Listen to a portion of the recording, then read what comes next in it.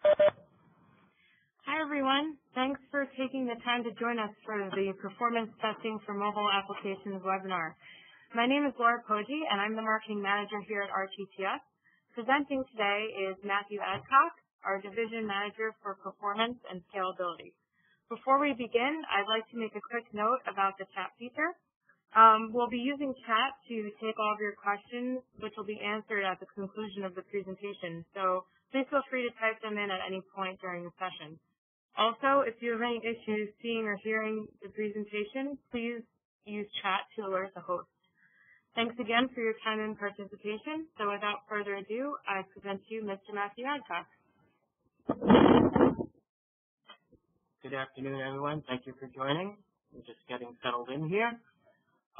Thank you, Laura, for arranging our discussion, and to all of you that are taking some time out of your day to participate. A little bit of overhead before we get going, just to introduce ourselves and let everyone know who we are and where we're coming from. Again, my name is Matthew Adcock. I work for RTTS, which is a professional services company that was founded in 1996. And we focus on the software quality assurance space with solutions, more specifically load testing and functional testing solutions surrounding open source technologies and vendors and partners of Microsoft, IBM Rational, and HP. I've been with the company since 1997, so it's been quite some time at this point, primarily focusing on the load testing services. So we do have quite a bit of experience with the plethora of load testing solutions that are out there, as well as the ever-changing technologies that we're always faced with dealing with and providing solutions for.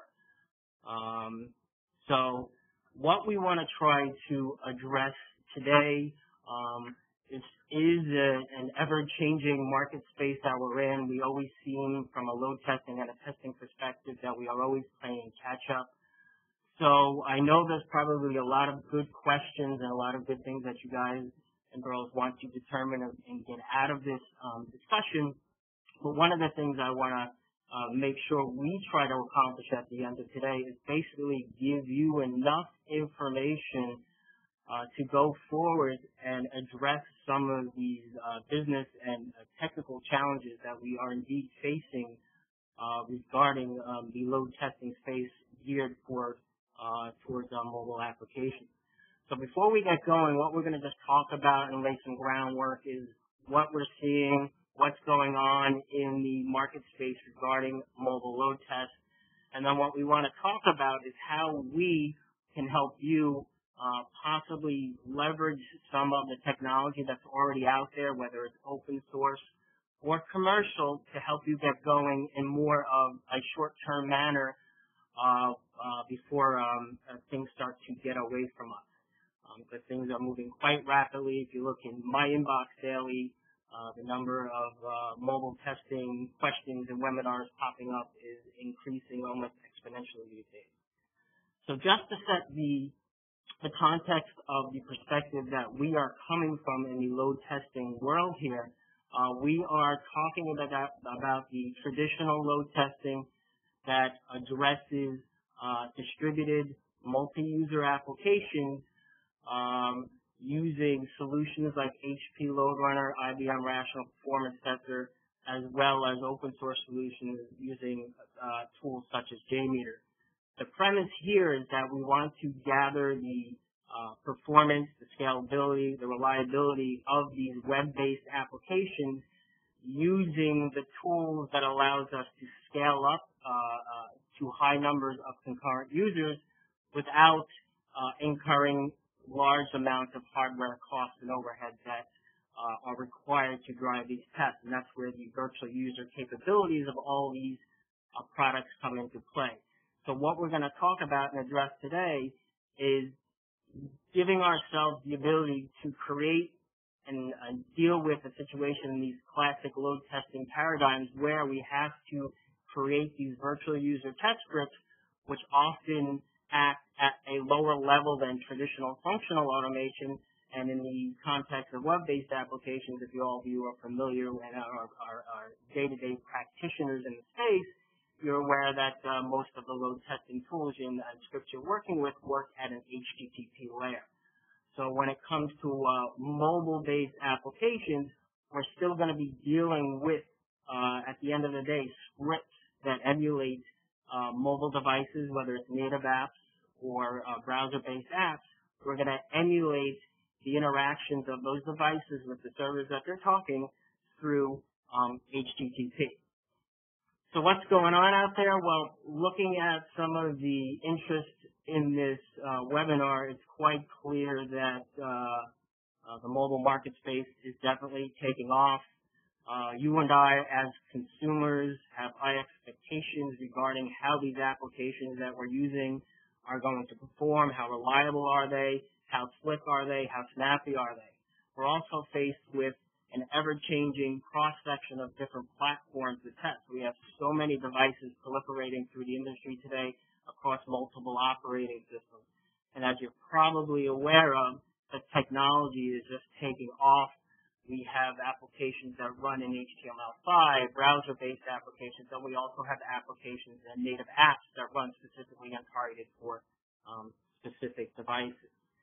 So if you just take a quick glance at what's going on these days, I just pulled a couple of these graphs quickly off of the internet the other day just to show you and demonstrate how quickly this is actually growing and how the mobile testing market space is just going to start getting really, really busy as far as the solutions that are needed to address some of the challenges we're going to face.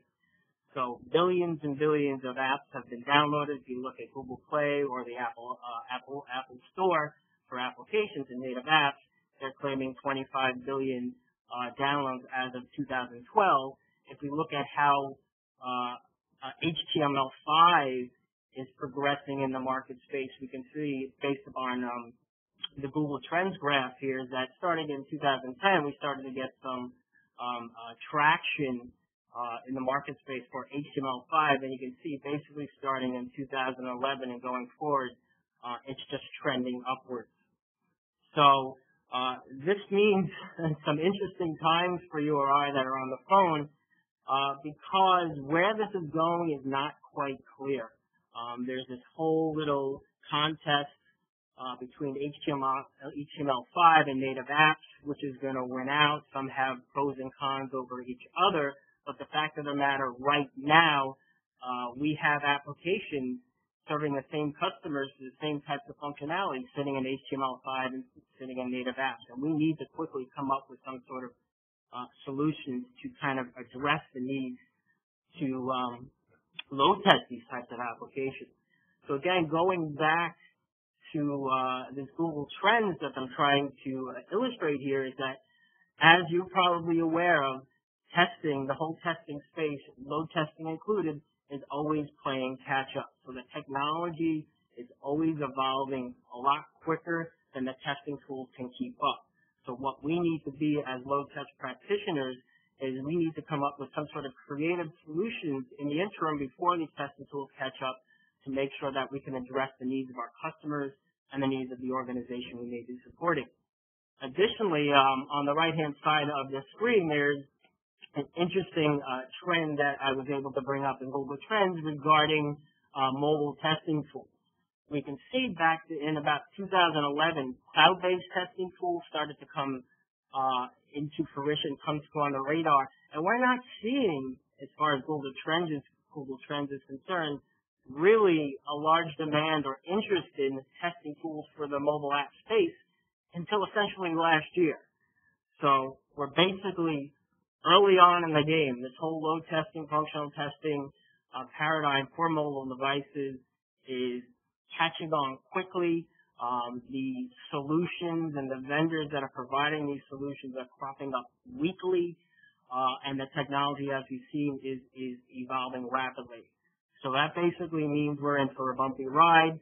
And like I've alluded to, based upon some of the interest in this webinar, you or I seem to be very interested in where we can actually take this ride to and how we can actually solve some of the initial challenges.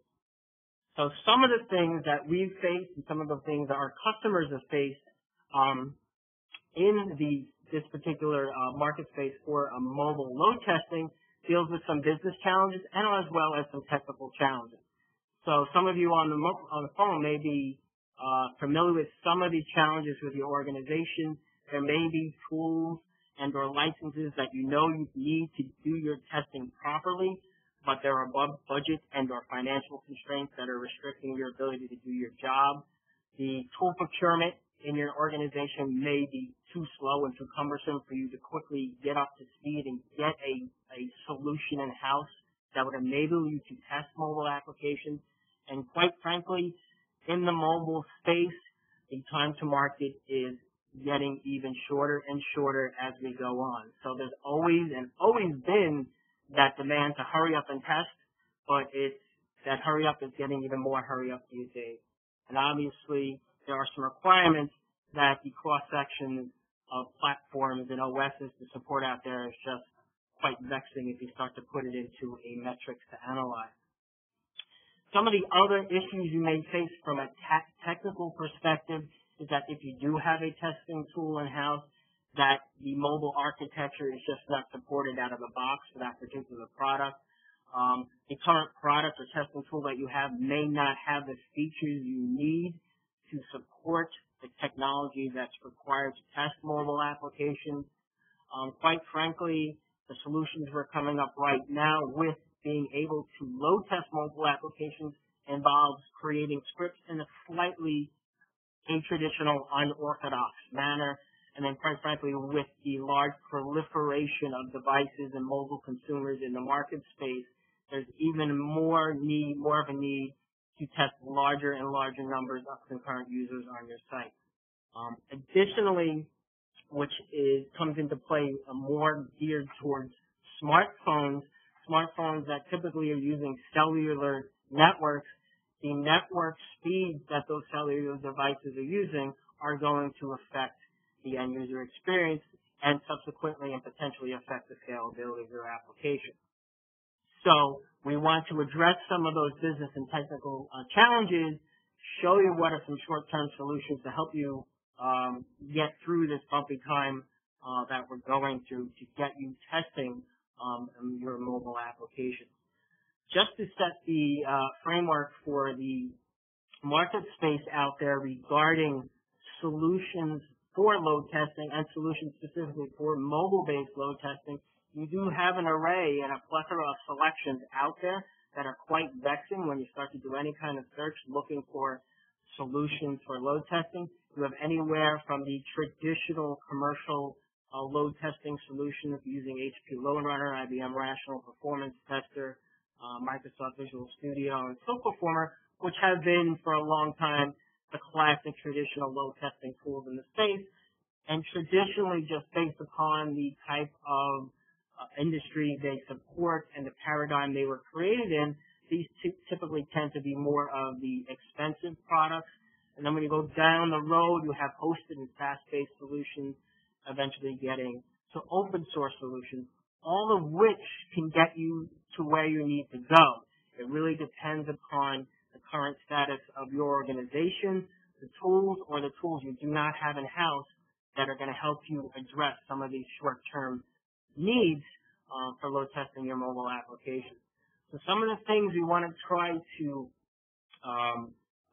perpetrate throughout this discussion is that obviously, as you can see by the tone of my voice, this is definitely a bumpy time for testing mobile applications.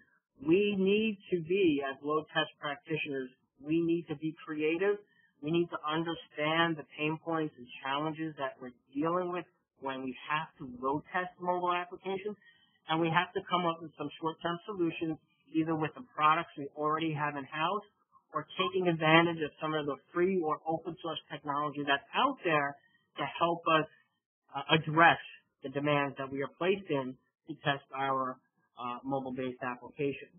So our focus for today is going to basically be geared towards that first step in load testing mobile applications and load testing any of the applications is the ability and addressing the ability to create automated test scripts for mobile-based applications. Towards the end of our discussion, I will talk a little bit about some of the network emulation challenges we have and some of the load generation challenges we may have. And based upon the feedback from this webinar and some of the interest, we may spawn those particular points and discussions off into separate webinars to see, just basically engaging, see on the interest from you on the phone. So let's just jump right in this at this point and talk about the challenges that you or I are probably faced with in dealing with mobile-based applications. Traditionally, the load testing tools that we use run on desktops and not on mobile devices. The traffic that we often capture via client-server applications or browser-based applications, they're usually running on the same desktop and hardware that our load testing tool resides on. So the ability to record and capture these conversations and transform them into automated test groups, it's inherently easy out of the box since both the client application and the load testing tool are residing on the same hardware. In the context of mobile applications, the mobile-based devices don't have the load test tools on them, and the load test tools cannot, out of the box, traditionally see the traffic that's being generated through the Wi-Fi connection, through the cellular connection, such that they can capture that information and transform that into some sort of automated test script that we can use for a multi-user load test. So some of the solutions and some of the workarounds we're going to talk about for short-term solutions revolve around spoofing mobile devices from your local desktop web browser, using some sort of proxy recording mechanism where you can funnel the traffic from your mobile device to an ancillary web proxy, whether that web proxy is actually your load testing tool or some sort of product or open source tool such as Fiddler.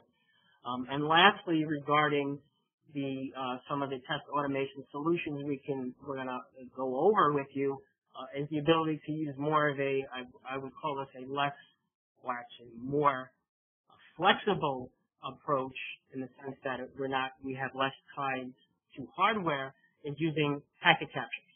Okay. So before we go on, I just need a quick sip of water, so give me a second. Okay. So spoofing mobile devices. So typically, when you or I launch a web browser, whether it's on a desktop operating system or a mobile operating system, there's information that is sent to the web server or server that the application sticks to that indicates the type of browser and platform that browser is running on. So what we can be able to do and leverage is the ability to spoof, as far as the web server is concerned, the platform that the browser-based or more specifically the browser-based application is running on. So the specific use case for spoofing mobile devices only applies to those web-based applications that run within a browser. So this is a solution that's not going to work for native apps. And basically what we're going to do in a second is just inform you and instruct you how we can modify our web browsers that are running on our Windows desktops to appear that they're actually running on an iPad or running on a Google Nexus tablet, such that when it interacts with the web application thinks it's a tablet or thinks it's a smartphone, and it will, based upon the way the application is architected, give us different kinds of content based upon the type of platform that's interacting, the platform that's interacting with the application. So well within the structured definition of HTTP, there's metadata that's always sent to the web server that indicates, as I said, to the web server the device and platform we're running on. And the key thing here that it says is what's called a user agent. So theoretically, what we can do within our desktop web browser is that we can modify the web browser that we're working for to use a different user agent string such that when it interacts with web applications, the web server thinks we're a non-Windows or non-desktop-based browser. So within HTTP, the user agent field is sent. It's basically a well-defined, delimited set of strings or tokens that indicates the OS, the operating system, and the browser that's being used. It also has some more information regarding the development environment for the browser and any kind of extensions that are enabled within the browser. So for this particular example here, what we see is what we would see as a raw HTTP request that we may have captured out of a sniffer or out of one of your traditional load testing tools that was running within our Windows desktop using the Firefox browser. And what we've highlighted here, more importantly, is that user agent field. So along with the whole URL that's requested, in this case we requested the home page from a web-based application for Gas Buddy because we were interested in current gas prices, the user agent field tells that application that I am essentially running a Windows XP operating system and I'm using Firefox 18.0. There are, as I've alluded to earlier, some sort of free services out there that'll help you with some of the short-term solutions that we're describing here. And one of them I have presented here, which is called useragentstring.com. Basically, it has the ability to basically dissect this information for you and put it in a more legible and digestible format. So basically, when you visit this website, it knows the user agent, the web browser and platform you're running on. And in this case, it gives us a digestible form of that user agent string that tells us that we're running on Windows XP. We're using Firefox version 18.0. And additionally, if you have some user agent strings that you're interested in analyzing, you can just drop and copy and paste them into that little edit box above the Analyze button, and it will, again, give you a digestible form of that user agent string that you may be interested in using. And if you're interested in understanding all of the user agent strings that are out there, the useragentstring.com website has hundreds and hundreds of permutations of different user agent strings that can be used and that are used by all the mobile devices that are out there, also by the desktop OSs out there as well, but that we can leverage going forward if we do want to indeed enable spoofing the platform we're actually using. So just to show you what this looks like coming from a mobile device, this is basically what we have on the screen here, the same HTTP request or the same service request from a browser to the GasBuddy.com website. The really only important difference between this particular slide and the slide a couple of slides ago is that user agent string that's being sent. In this instance, basically using the useragentstring.com website, this indicates that we are using what's called the Android WebKit browser. So more specifically in English, this basically meant that I was coming from my Nexus 7 tablet. The operating system that it's using is Linux. More specifically, it's using Android 4.2, 4.2.2. So where does that get us? Well, if we look at the web content that is delivered to the end user just based upon the user agent string, we can see we get an entirely different look and feel that's presented to the user. So if we were running or testing this particular application via a desktop browser, we would basically load the GasBuddy.com application, enter a zip code, and click the search button to get gas prices for my local area.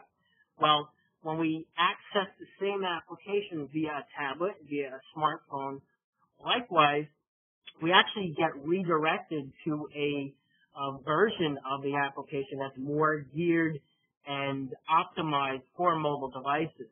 More specifically, in this instance of GasBuddy.com, Basically, it uses location awareness, so it's tapping into the GPS and or Wi-Fi MAC address to determine where you're located.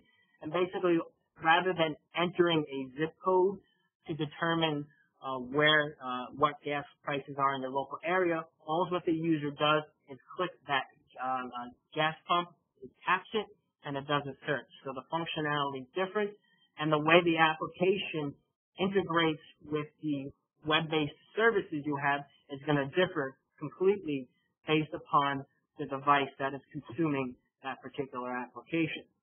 So we can leverage this knowledge and leverage this understanding going forward in all of the current browsers that exist out there and basically spoof the user agent string on our local desktop such that we don't have to set up any kind of elaborate lab to capture mobile-based traffic.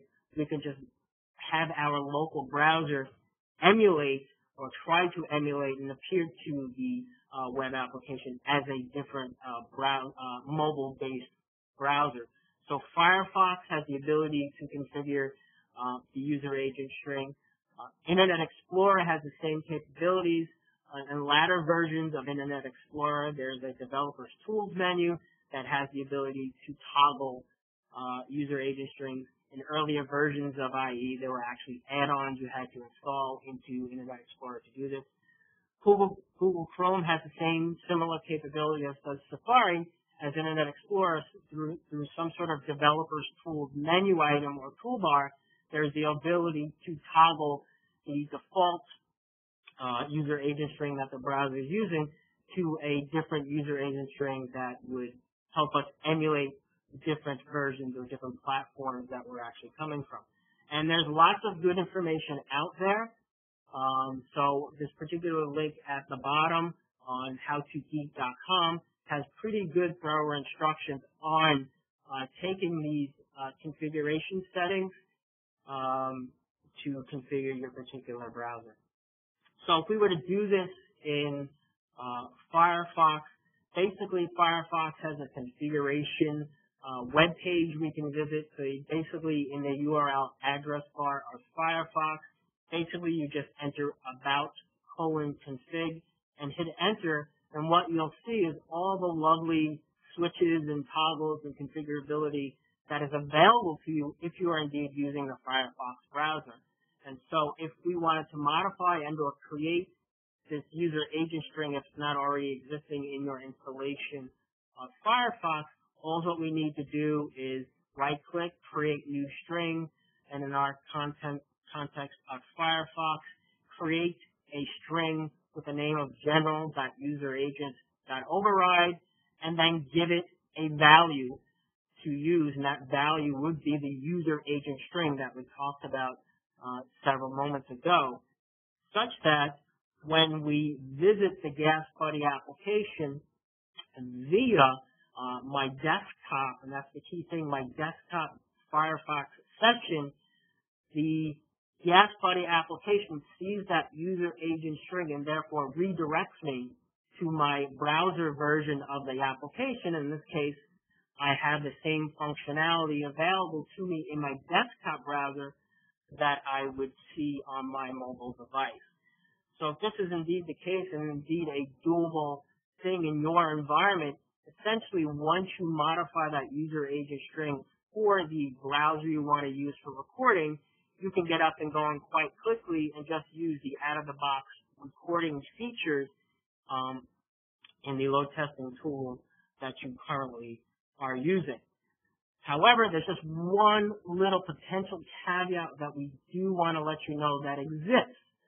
Depending upon the application, specifically the mobile application that we're testing, it may use some sort of functionality that is dependent on the mobile device. So if it is expecting to have access to GPS information or location awareness, this approach may not work for you. In this particular example, I loaded the same or did the same thing. I changed the user agent field for Internet Explorer in this case versus Firefox like we did earlier, and we can see the same functionality did not work in IE, and it's because this particular version of IE that I was using does not have location awareness available to it. So when we clicked the tap button, the application wasn't able to do what it expected to do by using the current user's latitude and longitude, which would normally be sent to the application to get your local gas prices. Let me just check on our timing here. Okay. So assuming that works, that's terrific. There may be cases, like we've alluded to, where the functionality of the application testing just may not be appropriate for this kind of solution. We can take the next step. And the next step is by using what we call proxy recording. And this particular solution is great because it not only applies to mobile applications running in browsers, but it also applies to native apps. And the theory is behind this is that we can take the traffic, the HTTP conversation that's spawned by our mobile devices, and route them through a web proxy that would allow us to capture that HTTP traffic and transform it into a particular test script. So there are some testing tools out there that inherently, out of the box, already support proxy recording. There are unfortunately some tools that don't use proxy recording that maybe use some sort of mechanism such as API recording that ties into DLL. In that case, this solution may not be appropriate for you, but there are some things we can leverage using this type of approach. Okay. So basically, the concept about this solution is basically requiring you to put your desktop computer that has your load testing tool installed on it and hook it up to the same Wi-Fi network that your mobile devices are communicating with. So once those are both on the same network, what we can do is go to our mobile device's Wi-Fi settings and embed it somewhere within the Wi-Fi settings, and it's specific to the device where you find these, is there's always going to be an option to set a manual HTTP proxy. So what we can do is we can configure on the mobile device that manual HTTP proxy and point it at our desktop computer that houses our load testing tool. So once those are up and running, we've got the proxy, the mobile device proxy settings pointed at the load testing computer and port number. We can basically just from our mobile device navigate through the application, and all of that HTTP conversation that's going between the Wi-Fi device and the application it's communicating with is going to go through our load testing tool recording mechanism, or it's going to go through some sort of ancillary web debugging proxy that we can install as well.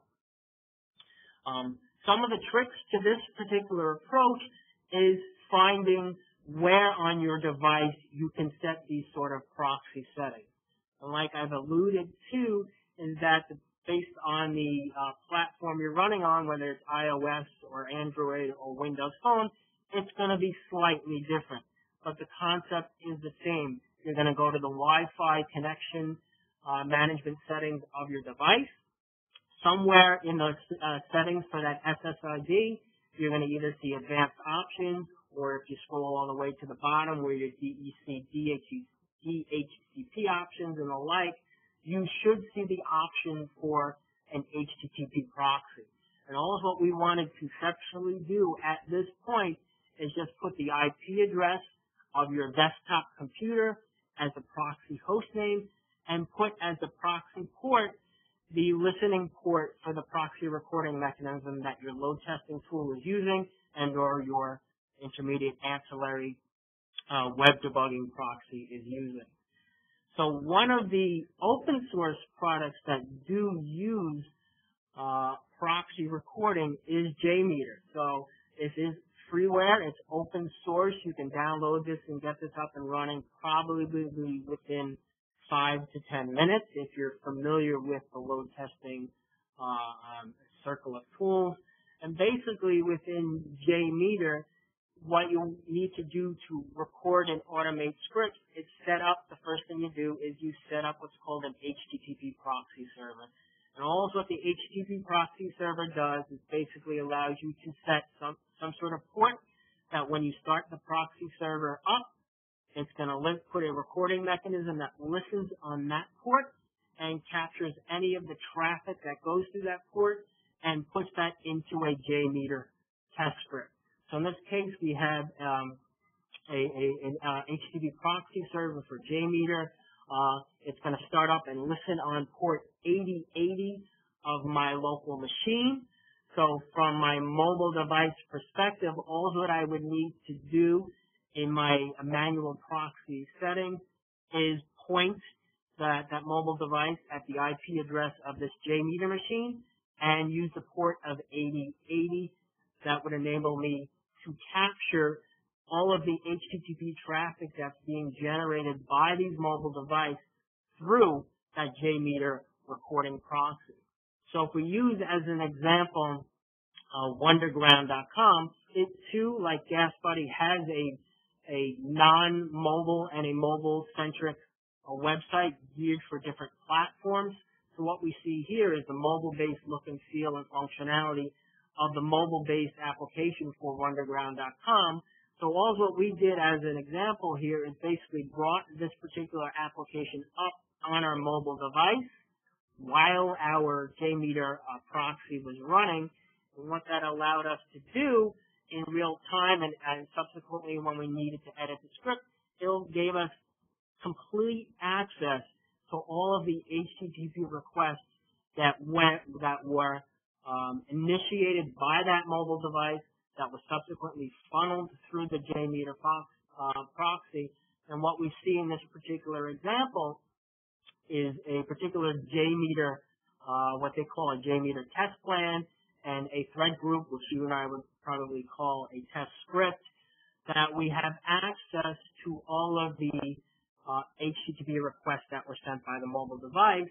And I've highlighted on this particular screen certain key sections that you may be familiar with your other load testing tools that you often see in the test scripts that you deal with, whether it's the server name, whether it's the URL, whether it's the parameters that are being sent by the mobile application. In this case, we can see on the lower right-hand side, we can see that the mobile device actually is sending some sort of location-based information to the application. So we see latitude and longitude being sent, as well as the HTTP headers that are being sent by the mobile device. And what we see in this HTTP header manager, which is specific to JMeter's implementation of a test script, we can see the user agent field that was being used by the particular native app or the browser-based version of the wonderground.com mobile-based application.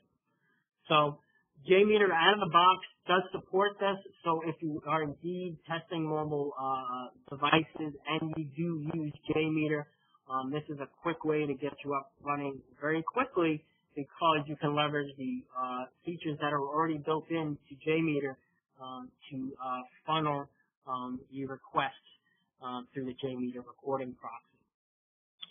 As I've already alluded to, the testing tool that you are using, that you may currently have in-house, may not support HTTP proxy recording. So there are other workarounds that we can leverage using, again, open source technology that we can download and get up and running on our computers in less than 5 minutes. So one of the things we use organizationally, we mean being RTTS, is a product called Fiddler. Fiddler is a web debugging proxy.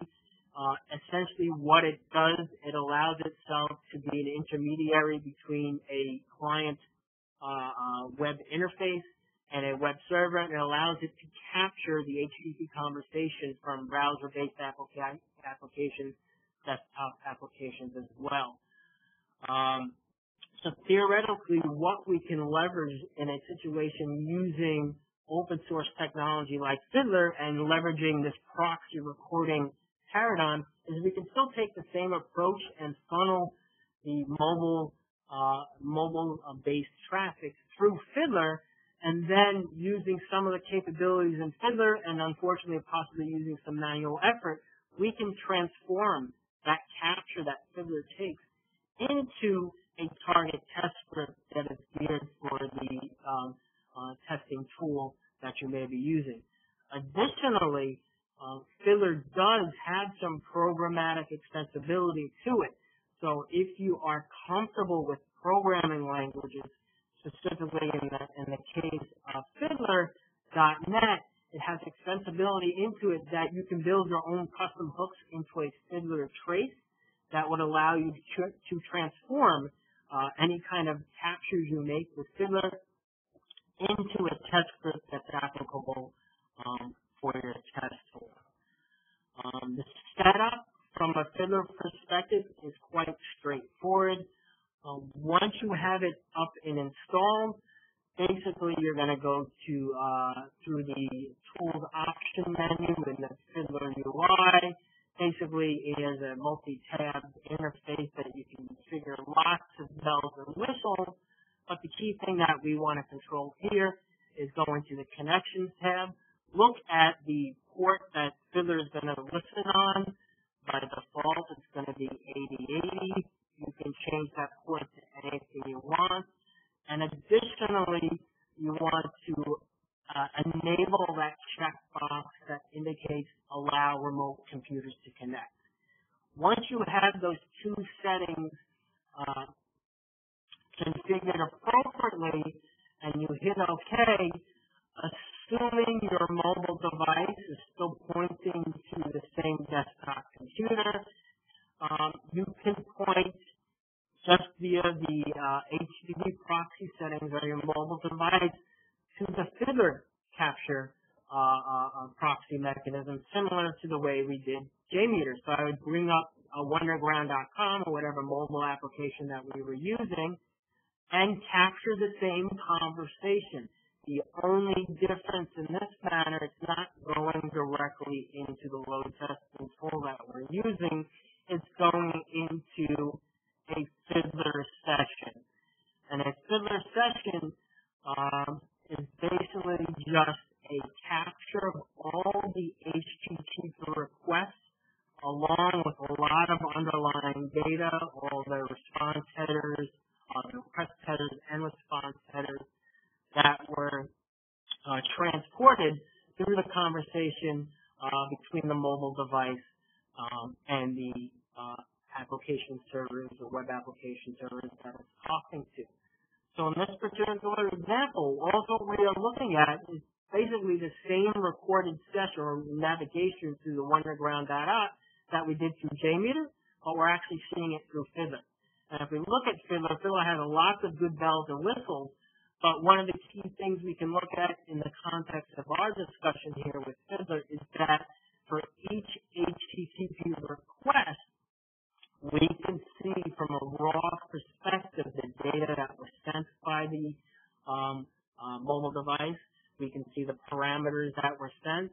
So if we were talking in a classic load testing paradigm, theoretically it's those parameters that you would eventually transform into your test script and parameterize such that you can emulate mobile devices coming from different geographic locations.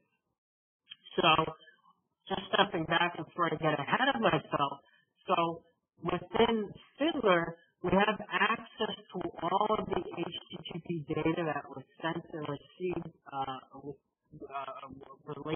as related to the mobile device.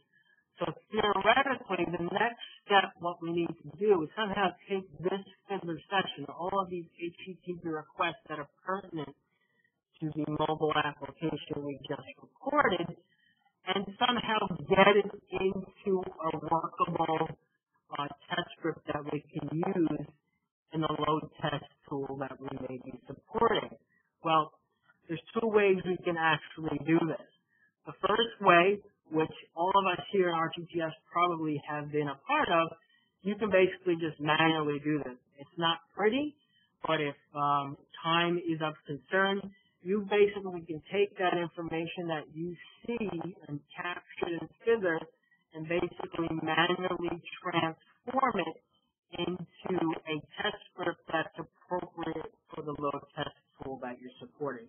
So you would take the HTTP request information, format it, the way it needs to be formatted and represented in your test tool, copy and paste, tweak, parameterize, and you're on your way. It's not the prettiest solution, but it does work. So if you're in a situation, you're in a time crunch, and you can leverage this kind of capability using a Fiddler proxy recording, it is a feasible solution.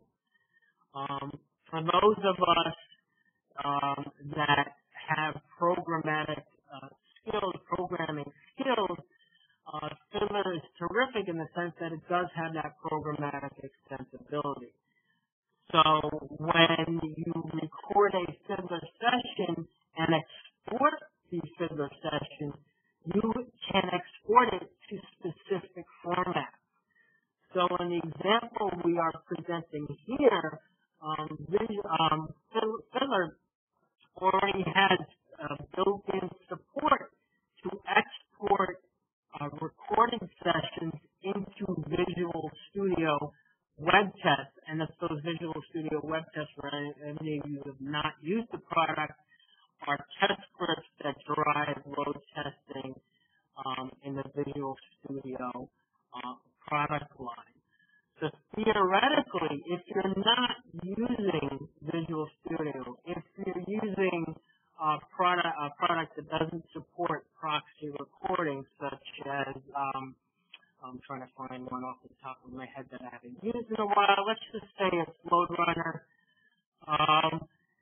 Theoretically, what you can do, there are .NET capabilities built into Fiddler that you can basically customize these export features, create your own custom export format, and export the Fiddler session into a specific test script that represents LoadRunner, that represents IBM Rational Performance Tester. So if you're creative and you have those kind of skills, you can automate this process with a little bit of code, and more specifically using .NET. Just looking at the time here. Okay. So lastly, the third key thing we want to talk about in the context of this discussion is packet captures. Now, packet captures, when I hear them and when we bring them up to any of our customers, it's quite intimidating. Essentially, what a packet capture is some sort of a capture of network packets and all the funny business that goes on in the lower levels of networks that you or I are probably not that much interested in. However, if there's situations where browser spoofing and or proxy recording is not getting you what you need, packet captures can get you pretty far. So basically, the flexibility with packet captures or PCAP is they're not tied traditionally just into Windows desktops. This is stuff you can use off of Unix, you can use off of Linux, so you have a little more flexibility the way you go about capturing packets using the PCAP strategy. So some of them are available network capture tools that are out there, and they're all free. Some of them are called TCP dump, Microsoft Network Monitors, and Wireshark. Personally, from our perspective in RTTS, most of us have used Wireshark quite frequently, so that's probably one of the most comfortable packet capture tools from an organizational perspective that I come from. But another great thing about using or leveraging PCAP capabilities is the fact that there's an API built around it. So if you've ever looked at a packet capture, it is not pretty. It is not really meant for normal human eyes to look at. There are APIs built around PCAP that would allow you to take these ugly little packet captures and again transform them into load test scripts that can be used by your load testing product, similar to what we've talked about in the Fiddler discussion. So using the PCAP approach basically again applies as a use case is talking about a use case here is that it applies both to native apps and again browser-based apps that are running on those mobile devices. The key difference and the key differentiating factor with leveraging PCAP technology is that we no longer need to create that type coupling or type chaining between the load testing tool desktop and the mobile device. Essentially, you can use any kind of network sniffer, any kind of packet capture device you have in your organization to capture your mobile traffic and just give those packet captures to your either practitioners that are going to create these load testing scripts. And we can go into the packet capture. We can do some brute force transformation of the packets that were captured into a load testing script, or we can leverage some of the APIs and programmatic capabilities built around PCAP to transform that ugly packet capture into a test script we can use on our load testing tools.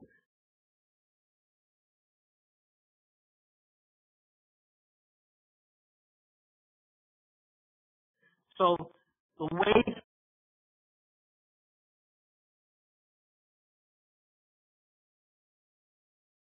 we can go about doing this, newer operating systems, whether it's I believe Windows 8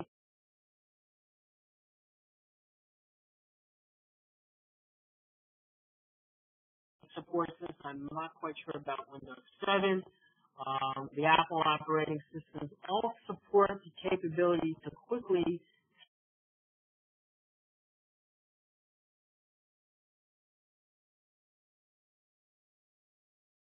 spin up a Wi-Fi hotspot on your laptop or on your desktop. So essentially, if you have a hotspot running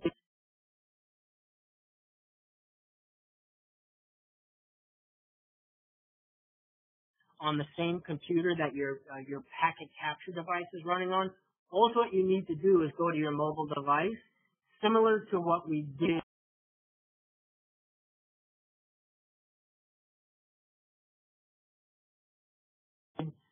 with the proxy recording mechanism. We basically have to do a little less work here and essentially just point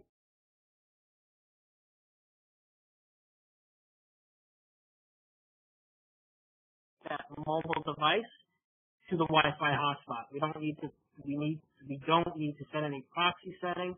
So once that mobile device is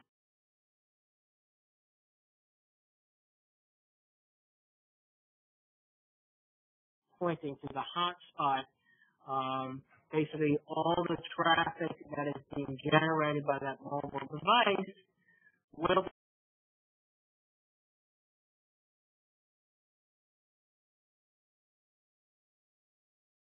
be sent through the hotspot, which is running on your local computer, which is running your PCAP network capture, and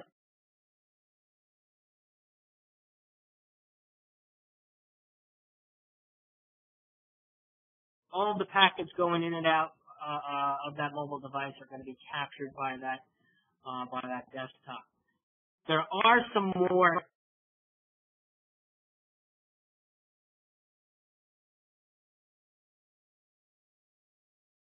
technical solutions to this. Some people have routed their phones, their mobile devices, and have allowed themselves to perform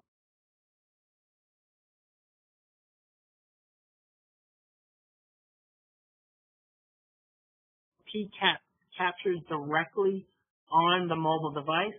This obviously involves some more administrative privileges and some more hacking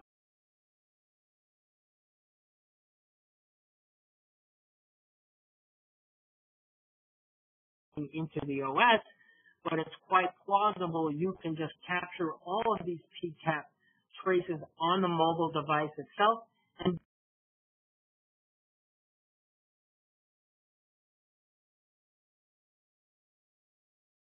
then just ship them off to somebody that can consume this information and transform them into an appropriate test script.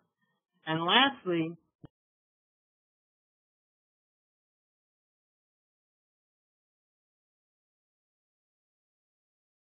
if you already have network sniffers or some sort of applicable device in your organization, basically you just need to have some sort of device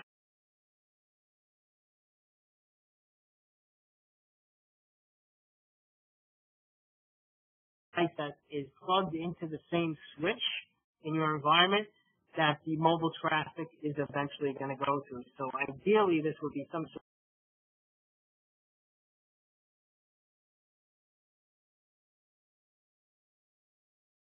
sort of networking infrastructure that would sit immediately, logically, immediately before the application, the web application server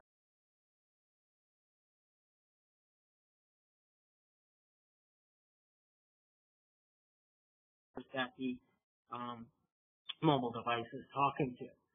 So similarly, what we would do here in the concept of setting up a Wi-Fi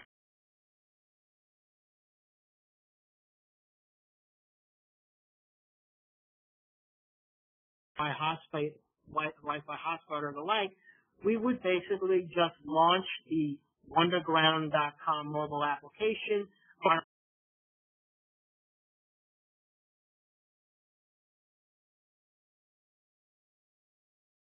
our mobile device rather than going through proxy settings or the like. In this case, it's using a Wi-Fi hotspot sitting on our desktop that is also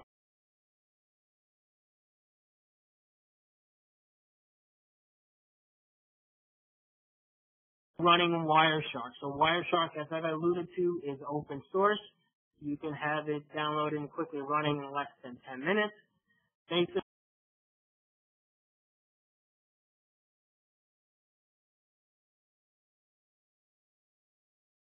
it is a very, very full-featured product, but for the capabilities we needed to do, we can get up and running.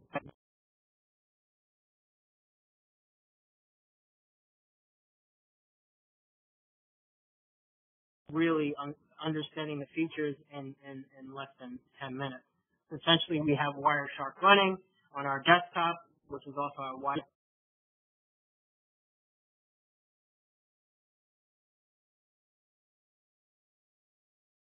hotspot, and we basically allow Wireshark to capture that traffic.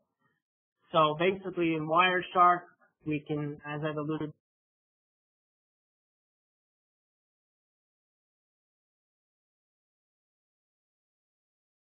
to, you can look at some really low-level information regarding the packet captures, and you can look at all the interfaces that are available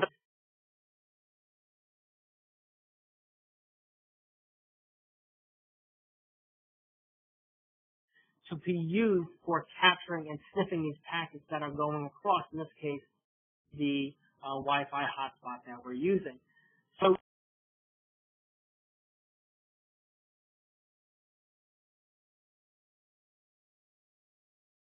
to enable a packet capture in Wireshark, it's quite straightforward. Within Wireshark, there's really no configuration you need to do. Just go to the capture menu.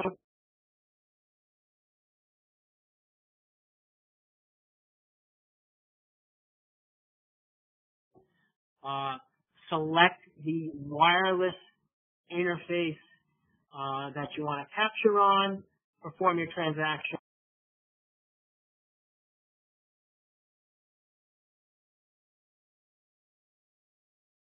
in your mobile device, and then stop the capture. The key thing and the caveat and the problem that I run into specifically sometimes is the fact that I select the wrong interface.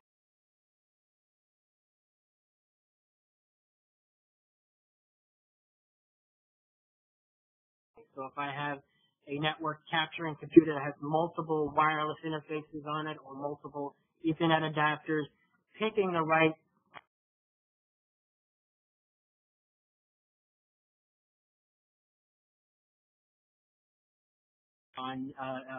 network interface is really the only caveat here to this particular approach. But essentially, once you've selected the right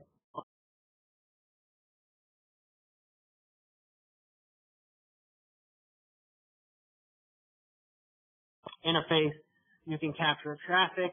And similar to what we saw in the Fiddler example, the JMeter example,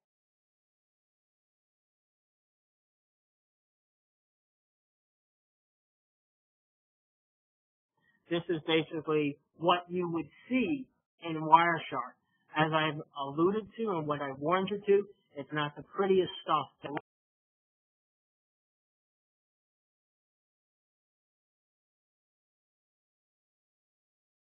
look at.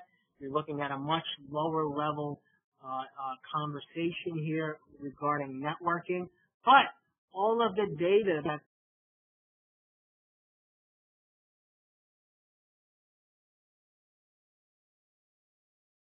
applicable that we can leverage for transforming mobile device transactions into test scripts resides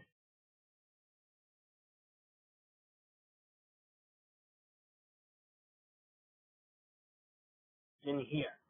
So there's lots of filters available and lots of ways to slice and dice the information within Wireshark. But what we have here is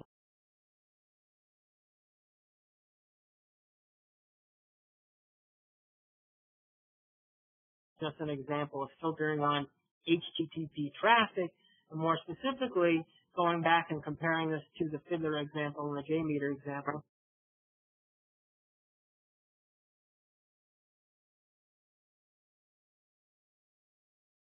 So forth. These are all the HTTP requests that were initiated by our mobile device when we launched that WonderGraph.com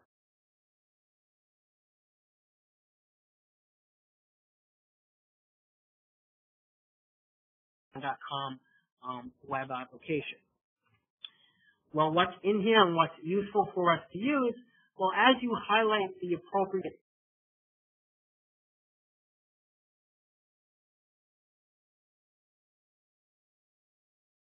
packets that you want to investigate in Wireshark, there are specific information you can get out of the individual panes that are available to you.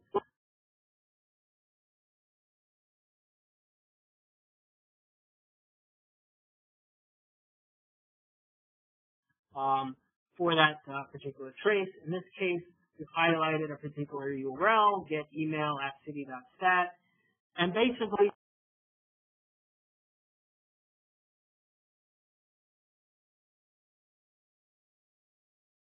similar to what we saw in some of the earlier slides, you can see literally the HTTP request that was sent by the mobile device.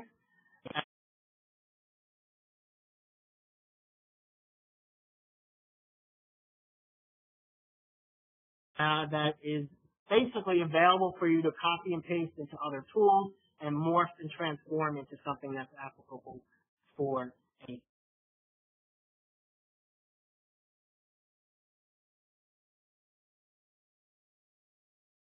test tool. Just as a side note, because I do find this is a useful feature, especially for people that do not have Wireshark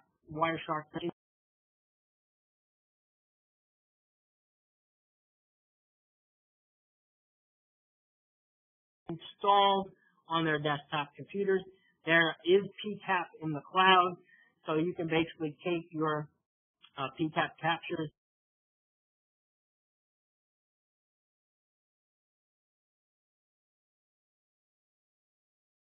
upload them to an online presence called CloudShark in our example, and get at the same information that